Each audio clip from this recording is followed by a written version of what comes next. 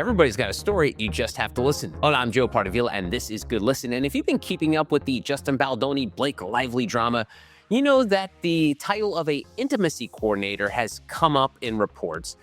Basically, there's someone on the set who's there to make sure that both actors are getting along and they're able to film these very sensual scenes. So I was curious about what it's like to be one of those people. So I've got Jonna Naegele on the show. She is a intimacy coordinator, but she's also an actress and acting coach in her own right. We're going to talk about all of that stuff. We're going to talk about what it's like to be an actor these days and what an intimacy coordinator actually does on the set of a movie. Jonna Naegele, how are you? I'm good. Thank you. Thank you for having me. You're very welcome. Thank you for taking the time and joining me. So let's talk about your journey, because you've been acting for years. Now you're coaching. And I feel like I've always said this, to be an actor, you have to be the best entrepreneur. And I think there are a lot of skills, like you've got to do you've got to be the one who's going to get your headshots. You're the one who's going to be sending out for casting. You're the one that's going to have to prepare for you have to take money out of your own pocket to invest in your career, whether it comes to acting classes or what have you.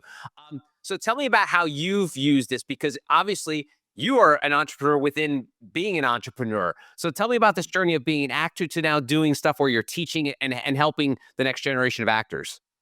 Yeah, well, and it's something that I always try to encourage my students, like have additional streams where you're able to not just be comfortable, but that you feel like you're thriving in. So yes, I'm an actress, but acting coach, and now I'm in to management. I'm also an intimacy coordinator on sets as well, and I'm a certified brain health professional. So I do things with the healthcare as well. So you don't have to just be limited to just being an actor. And something that I always stress to my students when they come to me, like, yes, I can't wait to, quit my corporate job or quit doing this or not focus on what my parents want me to do here, when it's more of my young adult students. And it's like, here's at the end of the day, actors are scientists. Like actors, you're going on set as a biologist, and there's great A-listers who also have an additional profession. You don't have to just focus on acting, especially now in 2025, where just information and education, the ability to be skilled in so many great things are also helpful to your acting. So you step on set, sometimes it's required for you to, when you're audition, to speak about like, hey, do you actually have experience as an RN? Do you have experience as an EMT? Are you an experienced police officer? And if the answer is yes, or you have some sort of knowledge about that because you trained in a small class or something, it's helpful to you. It is a bonus. So I say, to actors, it's okay to have multiple passions that you are focused on. Some great actors, anytime they're doing an interview, they may talk about, just kind of being in this place where they're not working for months, they're not working for years. And so after you are off this high of doing this really big, awesome movie, and all the PR is done and the press is done and the interviews are done, you're unemployed until the next job. So it's good to kind of have those in betweens. And now post COVID, there's so many opportunities to have remote jobs that it's really unnecessary to struggle.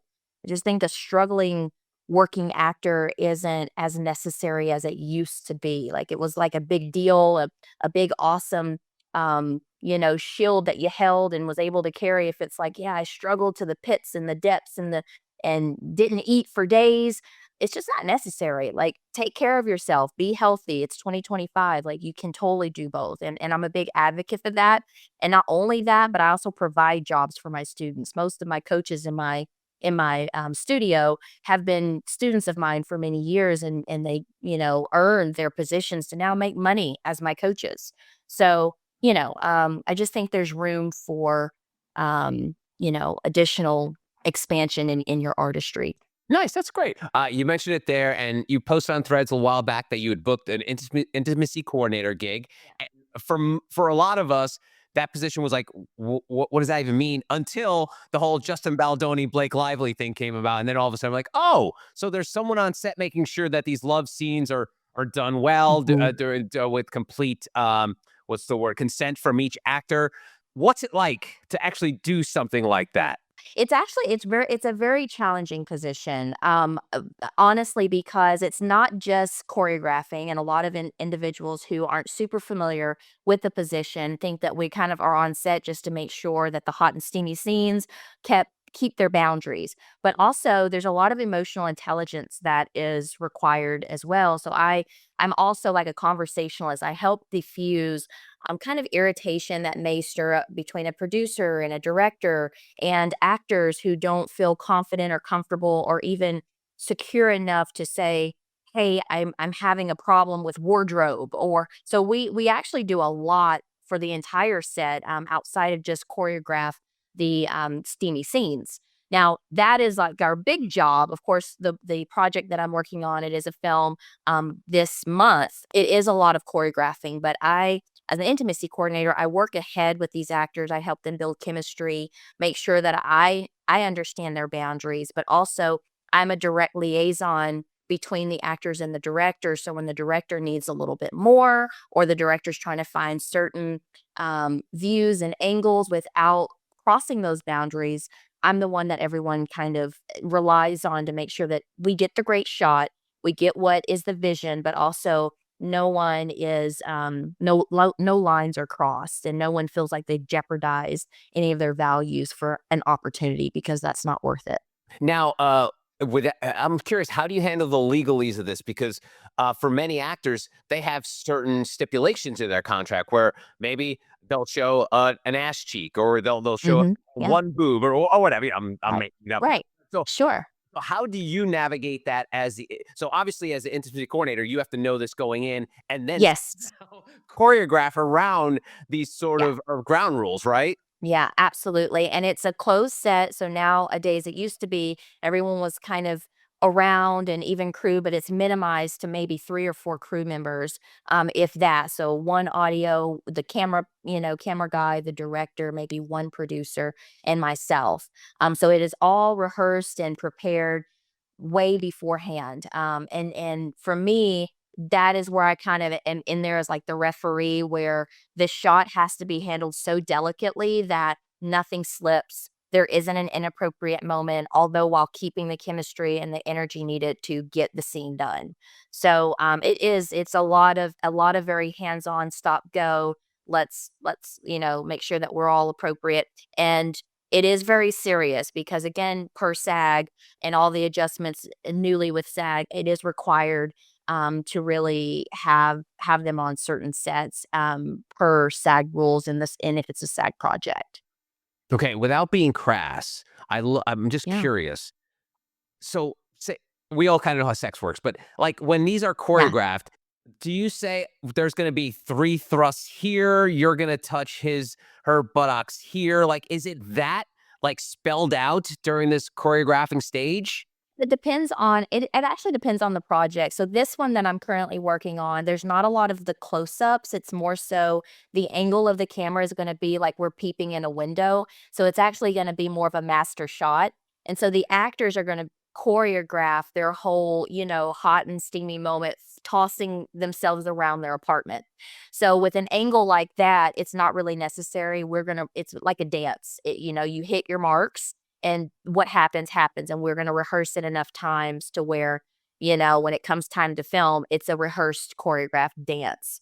Now when we're talking close-ups, yeah, that's actually as detailed as it has to be, because we've got maybe a kissing of the nipple that may actually happen, and we cross that. If we're thinking Vikings, the amazing great show of Vikings, there's some really great scenes there where it's very close up, there's a lot of thrusting, but yes, those are very particular and very focused, but those are close up. So we there's a stop and go.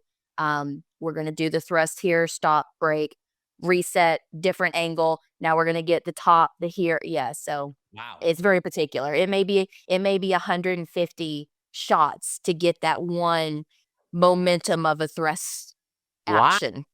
That's Mm-hmm. crazy. Yeah. And we've often heard actors in the past, even before intimacy coordinators came into play, how just awkward and how non-sexy it is. What level of making it even more awkward is having it like the intimacy coordinator involved there? Or is it just, or do you think just from speaking to actors, it just makes it a whole lot easier? Yeah, so for me, I'm actually so before I became an intimacy coordinator, I'm accredited in the Chubbuck technique, which is notorious as Ivana Chubbuck. The Power of the Actor is her book, Los Angeles Times bestseller. But she has a technique where sexual chemistry is like the reason why it has won so many awards. Halle Berry back in 1999 shouted Ivana Chubbuck out on stage when she won her Golden Globe for Monster.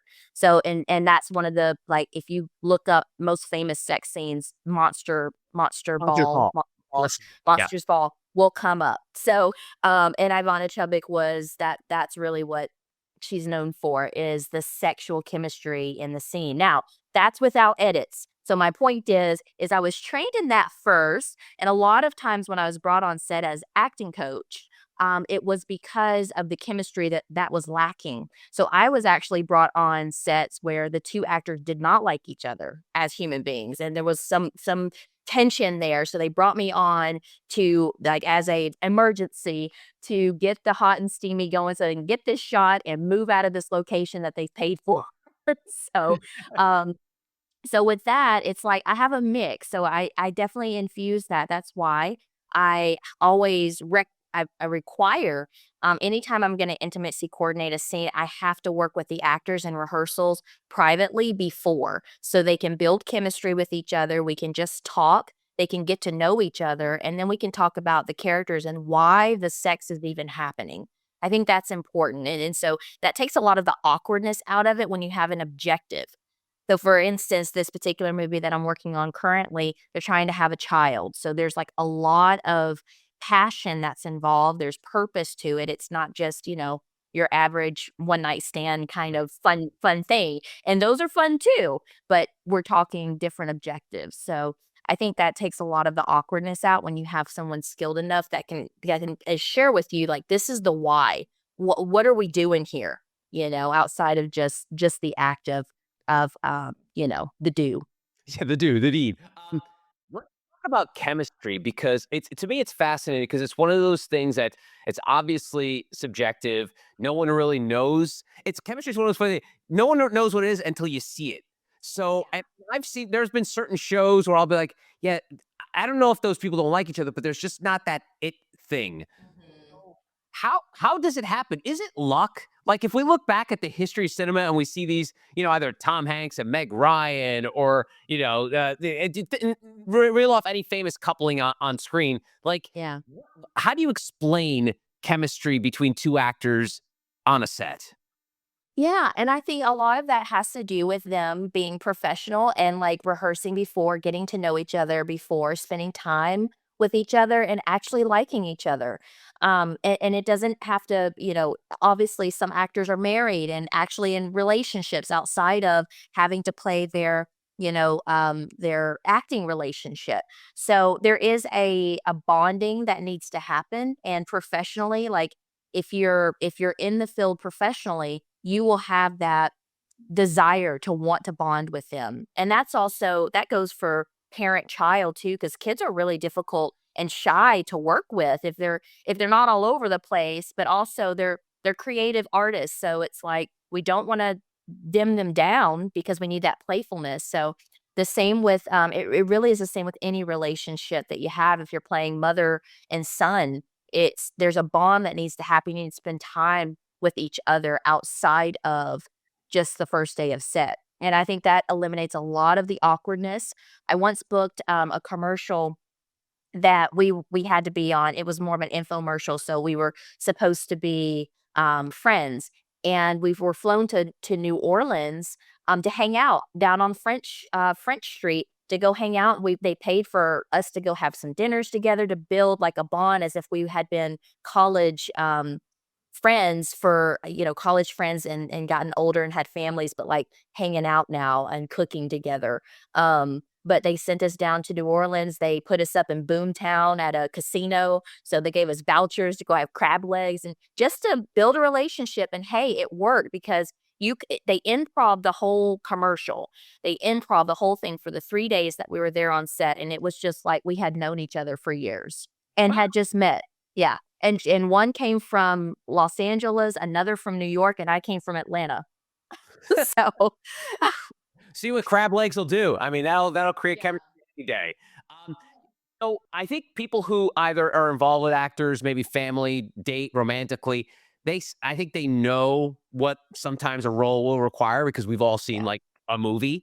But as an Mhm. industry coordinator and someone who's been a coach on set, have you ever had to help with actors and their relationship outside of a scene because an actor's maybe spouse or girlfriend be like, wow, it seemed like that was more intimate than I thought than you told me it was going to be. Like, how do you suggest actors deal with that? Because at the end of the day, they sometimes have someone to go home to after all this intimacy was going on set. Mhm. Have you Mhm. ever been involved in that? I have. I have actually. I've had straight, relationships that have had to play gay on a set. And so that's obviously a difference there too, and to go home and have those conversations. But I think that for me, I always include the partner, and a big advocate in any of my professional working actors who are married and who are in relationships to share everything that they can up front, especially if they know they wanna stay involved with this person and this person has signed up to, be partnered to a working actor. My husband is a working actor as well. So I too have been in those positions where there's kissing, for him, me, and for me, him. Um, but understanding that, hey, this is our craft and this is the profession, and we have those boundaries that are set. We have intimacy coordinators. We have to trust that the process is as professional as possible and that we know our boundaries. And just keep reassuring, because it's a hard thing. There's not an easy, like, oh, this is the check that where everybody's good and okay. It's intimacy. That's a very vulnerable state, and human condition for everyone to be in. So to not have to feel like you're you're nervous or to feel insecure about it, it's so good to include your partner and conversate with them often, and keep reassuring them the professionalism of the day. And I think that's been honestly the best the best result that I've gotten. I've not had any breakups that I know of, any breakups from any of the scenes, and if anything, more inclusion from these relationships, more inclusions of a partner being more supportive, especially if one of my students was an actor before they got together, and now they're like, oh gosh, like I feel like I'm out of it because they're in a whole different field, a different industry, and they know nothing about it. Hey, include them. I've had them come to acting class and like, "Hey, let's come bring them to acting class. Let them sit in, let them audit, be a part of it. Let them get to know me."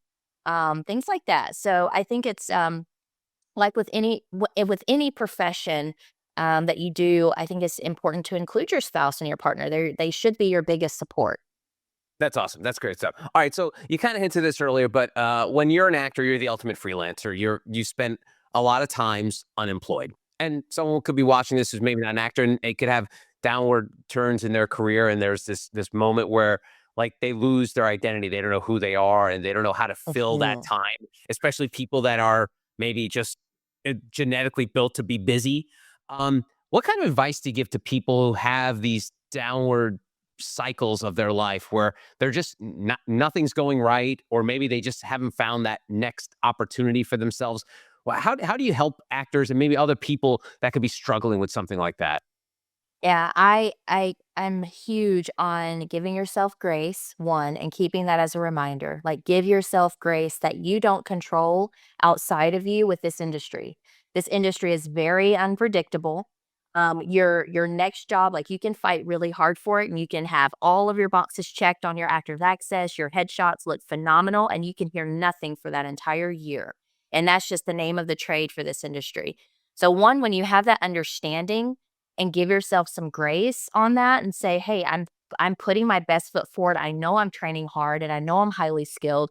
That opportunity just isn't there for you, and you have to understand, take a break and go find something that you do like to do, that you enjoy doing. If that's scuba diving, if that is traveling to another state to go stay for a week and just kind of like de-winding yourself, if that is getting into a dance class, focusing on horseback riding for the next couple of months until something hits, do something. Do something else outside of sitting and twiddling your thumbs thinking that it's you. Because most of the time, I'm going to say 99.9% of the time, it's not you. And I think a lot of actors struggle with that. They struggle with thinking like, well, with not knowing if it's them or not. And that can be the biggest self awareness discouragement that you can have because you're thinking, what am I missing? And you'd start to judge yourself. And there's nowhere that you're going to go but down a downward spiral from there because you're going to sit, you're going to get depressed, and you're going to be pondering, like, okay, I need to do this. And you're going to start spending money on new headshots when it's not your headshots. It could be literally that nothing within that next 3 months that you can't see ahead in the future. It's not for you. Like it's not your type. It's not what you have been booking in the past for these next 3 months. And if you don't know that, you could put yourself in a really nasty position of depression.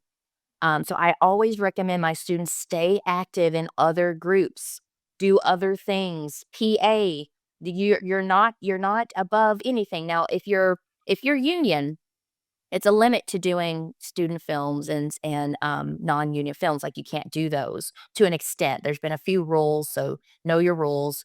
Um, but you could do ultra lows. Like, nothing says that you can't work on a language. There's nothing that says you can't join a skydiving group or whatever and start focusing on that. And here's the thing, you're building up your skills. This is what I talked about in the very beginning of this conversation. You are adding to your special skills of what can I do as a human being that, guess what, you don't have to use CGI for. Or because I know stunts. I'm choreographed. I'm well versed in firearms. I know how to hold certain pistols and shotguns, and I can look like I can shoot them because, hey, I spent 6 months at a gun range practicing, moving, hitting targets. All of these are special skills that if you actually have them, it can hold a conversation and have the lingo about. Casting directors don't, they can't deny you of that truth. Because a lot of actors fluff it. They'll fluff it. They speak all these different languages. They speak fluent Hebrew, and you ask them, "Oh, you have a Jamaican accent," and they do a terrible, inappropriate job with it. And it's like, no, during this time, this is a great opportunity, and having that kind of energy to say, totally the perfect opportunity to start learning some patois. Awesome. Yeah. So that's always what I encourage my students to do. That's great advice. Her name is Jonna Naegele. Jonna, if folks want to connect with you, find out more about you, where should they start? Instagram is at Jonna the Coach. If you want to go on Facebook, it's Jonna Carlita Naegele. And my website is coachedbyjonnainc.com. And Jonna is spelled Jonna. Awesome. Jonna, thanks so much for your time. I really appreciate it. Thank you. And that'll do it for this episode of Good Listen. Thank you so much for spending some time with me. If you enjoyed the show, if you're watching on YouTube, a big old thumbs up would really be awesome. It's a small gesture, but it really helps the channel. If you're streaming on Spotify or Apple, a 5-star review would be greatly appreciated. And if you'd like to connect with me, read up on my blogs, past episodes, go to joepardavila.com. Until next time, adios.